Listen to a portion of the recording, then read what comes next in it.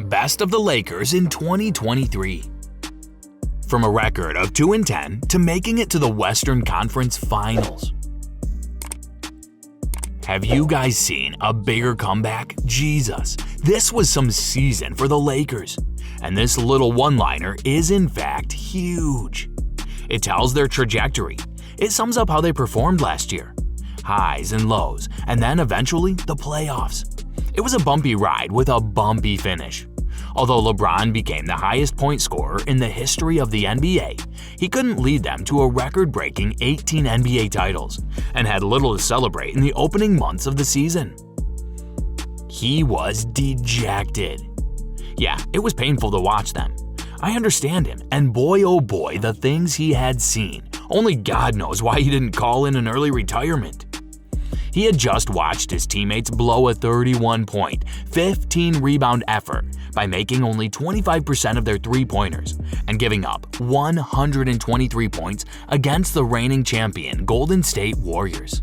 Yikes. We're not a team constructed of great shooters. It's not like we're sitting here with a lot of lasers on our team, said James post-match, and honestly, shooting has been their problem. In the past, LeBron used to be the main shooter, and more often than not, it worked out. See it yourself.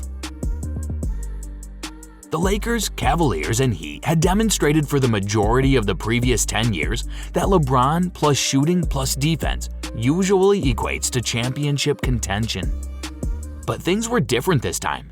The Lakers entered the 2022-23 campaign with a roster that made no sense, and it showed in the first few weeks of the season. The Lakers started the season 2-10. Jeez. But hold on, it wasn't all just bumpy. The highs arrived, and with time, the Lakers found their rhythm. The Lakers seemed to create more NBA history with every win. The tides were turning, the wind was changing directions, and as the season progressed, the Lakers started to find their groove. According to OptaStats, they became the first team in the history of professional sports in North America to finish in last place in their division and still be among the 4 teams that advanced to the postseason. Wow! And the records don't end here. They were only the second team in NBA history to make it to the conference finals after beginning the season with a 2-10 record, the other being the 1977-1978 Seattle Supersonics. They were also the first team in 18 years to begin a season with a 2-10 record and still finish above 500 for the season. Fortune favors the brave. And who is braver than LeBron? In these gloomy October and November days, it was unthinkable that the Lakers would be in town. And what if I tell you their current group didn't even materialize until February? But it did so quickly and smartly. Yes! The dealing with Russell Westbrook certainly helped, and D'Angelo Russell, one of the February acquisitions, argued that general manager Rob Pelinka was snubbed for Executive of the Year. However, considering how clinical he was for the Lakers later on, he might have a point. It seemed appropriate that the Lakers, who had shot 25% from three-point range in their opening night loss, would double their three-point percentage to 50%. Good Lord, that's some recovery. In Game 6, the same Warriors team that had scored 123 against them in January was limited to just 101. The James, defense, and shooting formulas were starting to come together. A bit of luck, a bit of fortune, and a bit of skill, and the Lakers were in the playoffs last 4. There was no telling how far the Lakers would go. Any of those 3 opponents were more threatening than the 2 teams they defeated. And we know what happened next. The Joker and the Nuggets proved to be too powerful for the Lakers. They were humbled by the unstoppable team. A team that went on to win the championship. But just reaching this point is an enormous achievement in itself, considering where they were. In a postseason in which the definition of failure in the NBA has come under scrutiny, the Lakers deserve to take part in one of the more remarkable turnarounds in the history of sports. They managed to turn one of the worst embarrassing moments in the team's history into a legitimate postseason run. For the first time in 7 years, James defeated his tormentor, and it would be incorrect to describe this season as anything other than a complete triumph. Yeah, And with that, everyone started to talk about the new season, their ambitions and expectations, and can they help LeBron win the highly coveted 5th NBA ring?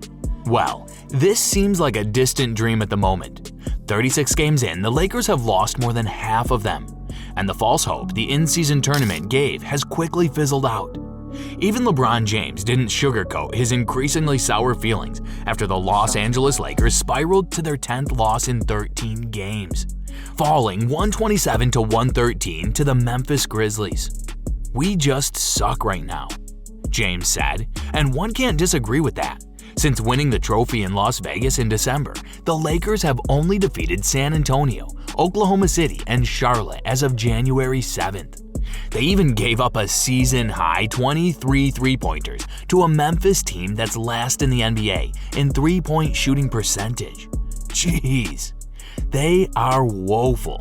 Another unpredictable season filled with highs and lows. The manager had something else to say though, and he actually acknowledged the areas in which his team had improved, even as he expressed a curious frustration about the way the public had responded to their recent struggles. This is the NBA, man. This is a marathon. You have to look at the totality of the picture. I'm tired of people living and dying with every single game we play. It's ludicrous, actually. It's like, come on, man. This is a marathon. We hit a tough stretch. It's the same team. We played some high-level games a little while ago, and we've just got to get back to that. We've got to keep the fight, though. We cannot lose our fight. Ham may be ambitious, but Bron isn't. That was just 2 games, though, James said. That was a small sample. Everybody's getting so cracked up about Vegas. Keep bringing up Vegas. It was 2 games. We took care of that business, but that was really just 2 games. After that, the Lakers' season may have been overhauled in light of the championship, which they won in the end thanks to victories over the Indiana Pacers and New Orleans Pelicans. Whatever it was, it is in the past now, and what matters is the present, the ending of this losing streak. Certainly, they would have a lot of hope, because after spending most of December on the road, January provided a home-heavy schedule, with 11 of their first 12 games this month being played at Crypto.com Arena. And Davis is certain they can turn this around. We still have a lot of basketball left, but we're trending in the wrong direction right now.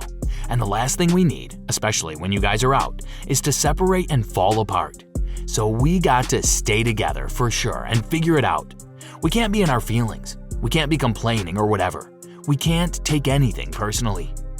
Can they turn this around like last season? Only God knows. But rest assured, we communicate anything God decides to tell us. And you guys have the chance to get first-hand knowledge of everything happening with the Lakers and other NBA teams. How? By subscribing to this channel. What are you waiting for?